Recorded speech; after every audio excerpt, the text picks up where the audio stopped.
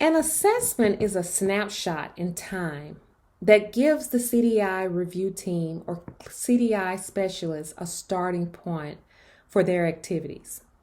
Unless the review team is familiar with the organization documentation and the data produced from it, he, she, or they cannot determine whether its efforts to improve clinical documentation have been successful.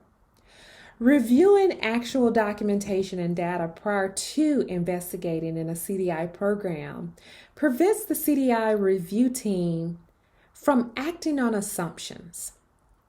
Every healthcare organization produces a significant amount of data on an ongoing basis. As noted in the introduction of this book, this data is used for everything from reimbursement and quality indicators to research and planning. Data-driven decisions making is the best practice in healthcare for both clinical and managerial processes. So the use of the right data for decision making is imperative when the decisions involve a new or to establish it involves a new or established CDI program. So what data matter when you're thinking about CDI program? Well, there's case mix index data, and this is the average relative weight of all inpatient in the hospital. CMI reflects the accepted intensity of resources needed to care for a patient. There's complication or comorbidity, CC, or major CCs. And these are secondary diagnoses that is, if documented on a patient record, they are likely to increase the intensity or services needed to care for the patient. Diagnosis related groups are a way to group ICD-10 CM coded data from an inpatient stay into categories that are similar clinically and in the intensity of services they are likely to require. You have Medicare quality indicator, and these are criteria to determine by Medicare that if present in a patient's record, they are likely to result in higher quality of care than if they are not present. Medicare provider analysis and review. This is a database, right, system that's developed by CMS, and it contains information from 100% of Medicare beneficiaries under hospital inpatient services. This data is provided by states and then by the DRG for all short stay and inpatient hospitals. And then we have the severity of illness. This is a system of classifying inpatient cases into categories that are likely to be similar in severity using demographic and clinical information.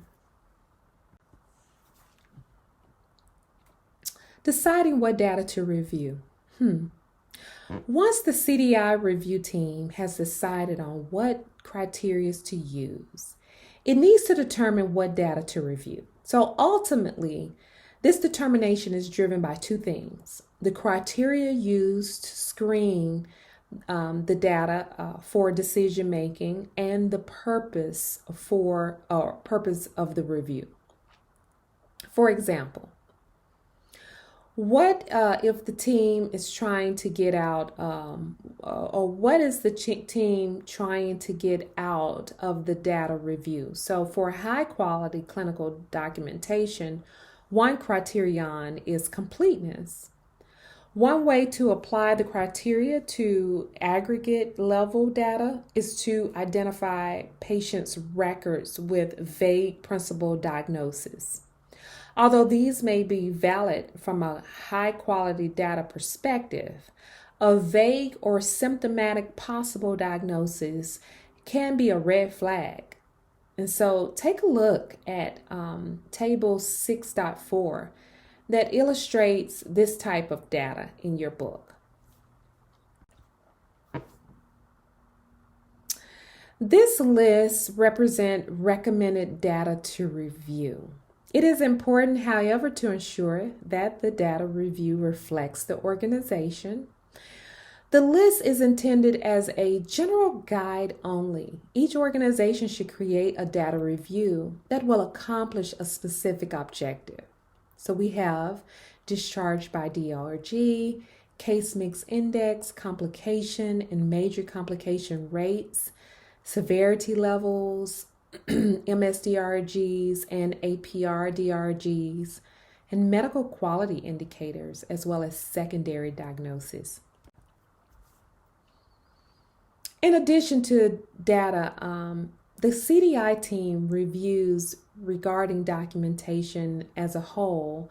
Metrics should be agreed upon to keep track of how are we doing? How is the CDI program performing? In order to make improvements to the process and communicate the success of the program, AHIMA recommends the following potential metrics to be reviewed on a monthly basis. The percentage of CDI reviews performed compared to the number of discharges available for review, the percentage of queries which had an impact on the DRG, the percentage of queries which result in a change of severity, the percentage of total query physicians responded to and answered, physician response turnaround time, percentage of time the physician agreed with the CDI specialist query, the percentage of time when the CDI specialist assessed matches the final post-discharge DRG assignment, trending CMI such as total, medical DRGs and surgical DRGs, as well as any specialty or specific service line evaluation, and rates of cases with CC or MCC. And remember, organizations should create their own objectives for how they want to show performance. Health record analysis, review of patient records to ensure the quality and completeness of clinical documentation. Health record analysis is generally performed out of the patient discharge. So the post-discharge review contributes to the CDI by ensuring the completeness of the record for continuing use. The review does not entail an evaluation of the clinical care provided to the patient. However, clinical improvement and accreditation organization depends on health record documentation for evidence that appropriate and effective care is being provided to the patient. Also, the quality of clinical documentation significantly affects the coding and billing process that leads to reimbursement for provided services. And then we want to talk about, last but not least, qualitative analysis. The primary goal of qualitative analysis is to ensure that the clinical documentation in the patient health records meet the criteria of high quality clinical documentation. Concurrent qualitative analysis is a responsibility of the clinical documentation improvement function. Retrospective qualitative analysis is usually performed in the HIM department by coding professionals. To achieve the best outcome, there should be close collaboration between the clinical documentation and coding professional responsible for analyzing the same patient record.